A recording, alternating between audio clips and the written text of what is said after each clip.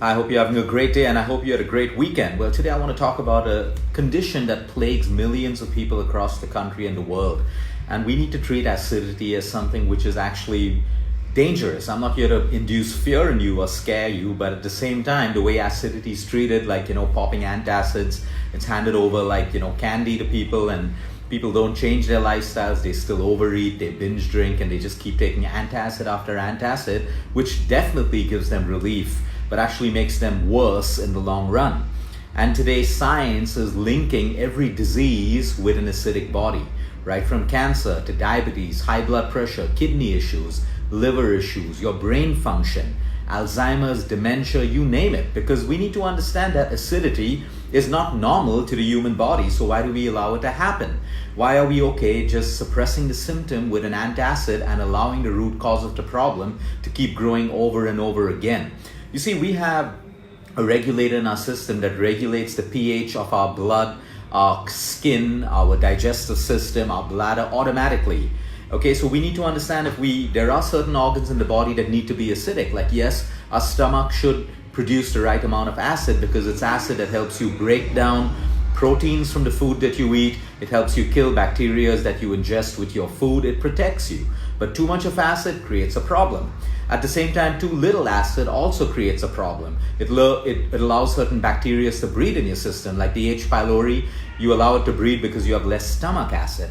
And then when you have less stomach acid, you don't break down protein, so you have protein malabsorption, and then you have issues with your digestion and so many other things. So we need to understand that this regulator, pH regulator, works well on its own. We don't need to do anything. We don't need to flood our bodies with alkaline water. We don't have to do alkaline diets, none of that. Our body has a mechanism inbuilt to handle it. We just need to give it what it needs in terms of the right nutrition, the right amount of activity, the right amount of quality sleep, and even your emotional health, because we know today that deeply rooted emotions also makes you more acidic. We have people who are constantly acidic only when they're stressed out, but when they have no stress, the acid levels completely fall and they have absolutely no symptoms. So first, let's talk about some of the most easiest changes that someone with acidity can make right away.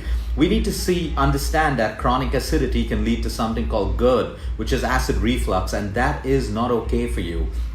Every time you have acid reflux, you basically throw up acid up your esophagus, and that's a very thin tissue. And the more and more acid's never supposed to be there. That's your food and your water is supposed to pass through that pipe. But when we start throwing up acid, it starts damaging that. We can have problems with our voice box. We can, have a very hoarse voice. We can have issues of our esophagus. We can have a bile, sourish taste in our mouth when we have too much of acid. That's your body trying to scream to you that you have a huge issue with your digestive system. And no amount of suppressing it with antacids is going to help you. Take the antacids if you need to, initially, to act as a crutch to relieve your symptoms. But parallelly, you need to make lifestyle changes to ensure that you address the root cause of your acidity.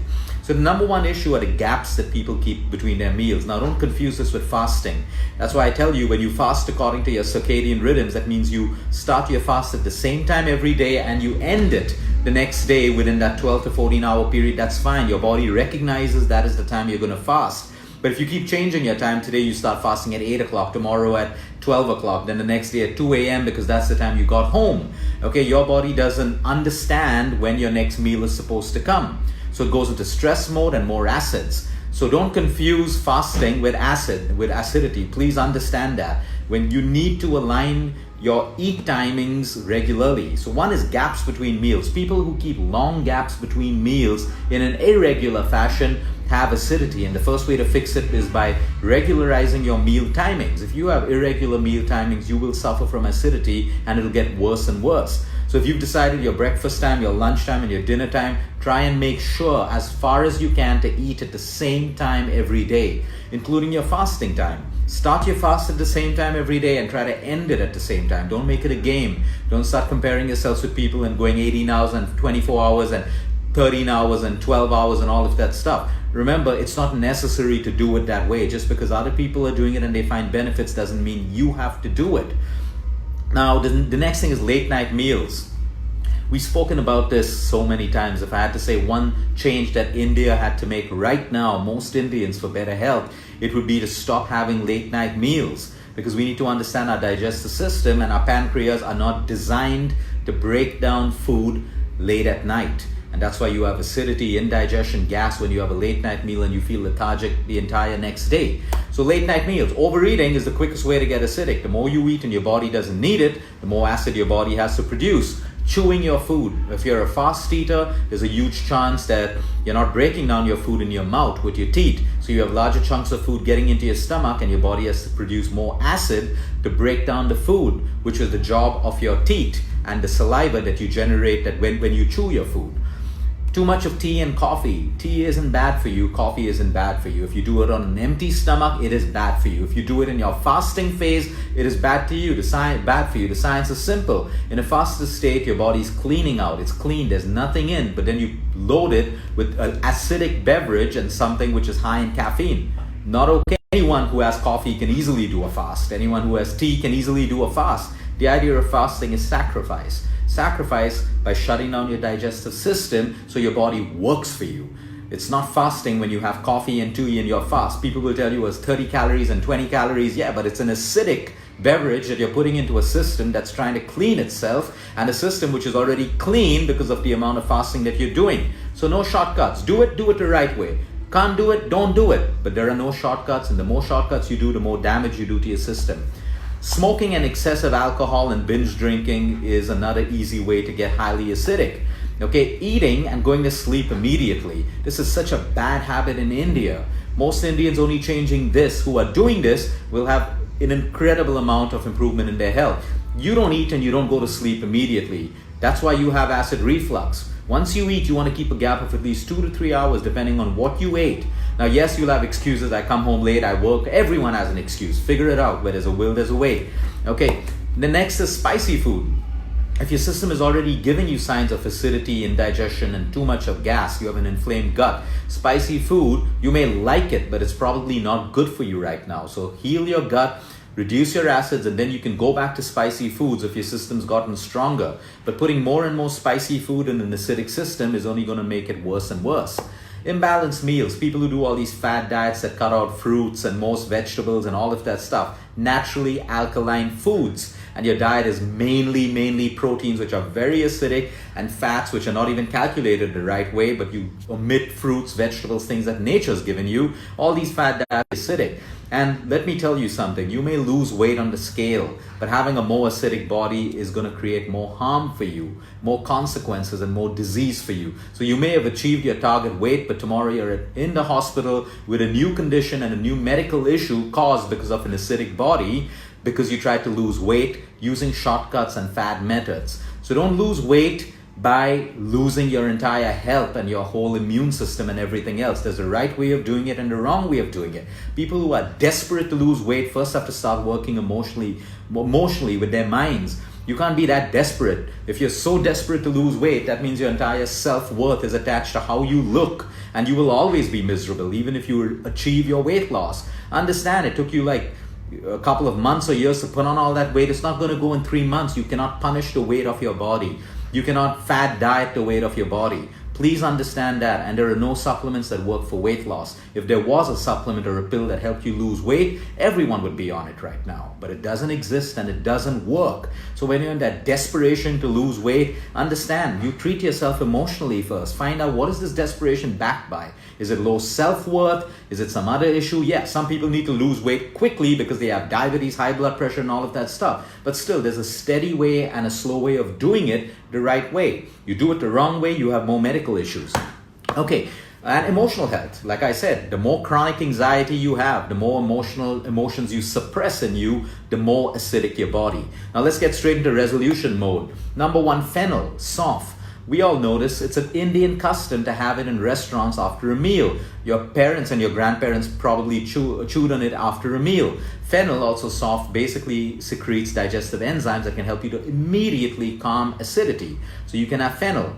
You have basil leaves. Fresh basil grows everywhere. It's easy to even get a basil pot, a plant, and grow it in your own house. You don't even need balcony space. If you're highly acidic, take 3 to 4 of these leaves, chew on them or boil them in water. Have it as an infusion, which can really take care of your acidity. Buttermilk. Now, buttermilk, Ayurveda also recognizes buttermilk as a way of cutting acidity. So make sure you're having your A2 from the ghee cow. That yogurt, which is made into buttermilk, that is fantastic for acidity. Cinnamon. This is great for acidity as well. So ending your meals with a little bit of cinnamon in your water, that's fantastic for reducing your acid levels and also your blood sugar levels. Then we have jaggery, and that's why our elders, people in villages, usually have a small piece of good quality jaggery right after a meal because it helps you secrete digestive enzymes and balance your acid levels. So again, we're going back to roots. You have cloves, you have elaichi, which is cardamom. So if you've noticed, people in the Middle East, the traditional way of having coffee is with a little bit of ground cardamom on, or ground elaichi, because that cuts out the acids. So these are simple things that you can have. Cumin, jeera, is one of my favorites when it comes to acidity.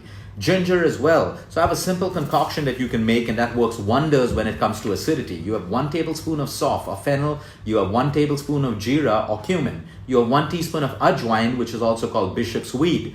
Okay, and what you do with this, you can add a little bit of elaichi, you can add 1 clove, you can boil it into a tea, make like a liter of it, and you can have a little bit after your meals or sip on it, throughout the day if you're highly acidic, and that should give you relief. You can add ginger to that concoction as well. So you have 1 concoction that lasts you the entire day. For most people, coconut water is also good for you, but be careful of that. Sometimes some people get more acidic with coconut water, but coconut water is highly alkaline, and that's why it helps you. Now, for people who have low stomach acid, apple cider vinegar. You want to get a good quality brand of apple cider vinegar because this helps you actually produce acid when you have less acid, which can also create the symptoms of acidity. So 1 tablespoon of apple cider vinegar mixed with water 30 minutes before your lunch and dinner, depending on how acidic you are. A banana, and your SOS food is a banana when you're acidic. And then we also have lemon water. Lemon water can get rid of acidity, but again, for some people, it creates acidity. So you want to try. Everyone's different. What works for someone doesn't have to work for you. That's another thing. Cucumbers, and that's why I say start your meals with cut cucumbers, cut beetroot, cut carrots. Raw vegetables are alkaline in nature, and they also stimulate digestive enzymes to help you digest your food. If you have the right amount of digestive enzymes, you don't have to produce too much of acid. But especially people who are diabetic, they already have an issue with their pancreas. They're not producing enough of enzymes, and that's why they're more acidic, because their stomachs have to do that job. So these are simple things that you can do right now to take care of your acidity. It is your lifestyle. If you're sedentary, eating and overeating, you will be acidic. So getting the right amount of nutrition, don't overeat, chew your food. Secondly, getting at least 30 minutes or more of exercise every day. Sleep well at night, because while you sleep, the acids get balanced. Sleep is what basically rebalances everything in your system. Take care of your emotional health, your deep breathing, your pranayama, your meditation. These are lifestyle changes that you put in your life irrespective whether you have acidity or you don't have acidity. But one thing that I will say over and over again, if you are highly acidic, please understand you are not well. Your cells are unable to even, assimilate most of the oxygen and nutrients from your food. They become anaerobic in nature. Every cell requires oxygen to thrive on. When you have an acidic body, the right amount of oxygen cannot even reach your cells. And that is the root cause of most diseases that we have today. Diseases that start off from a cell, a damaged cell, an inflamed cell. So think heart attacks, think cancer, think diabetes. Everything relates to the pH of your body, and your body has the intelligence to maintain it as long as you give it what it needs. No amount of alkaline waters and all of that stuff is going to sort your problem. You need to make lifestyle changes and address it at the root cause. Please understand antacids. What's in your antacid?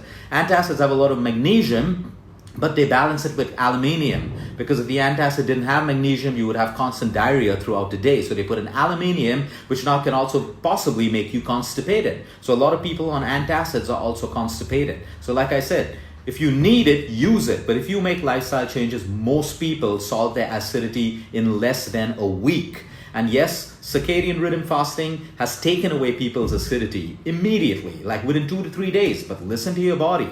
Listen to your body. Sometimes if you're very, very acidic, keeping a 12-hour gap, also a fasting gap, may be uncomfortable for you. So listen to your body and try fasting according to how you feel. Have a great day, everyone. Have a great week. Until next time, eat smart, move more, sleep right, and breathe.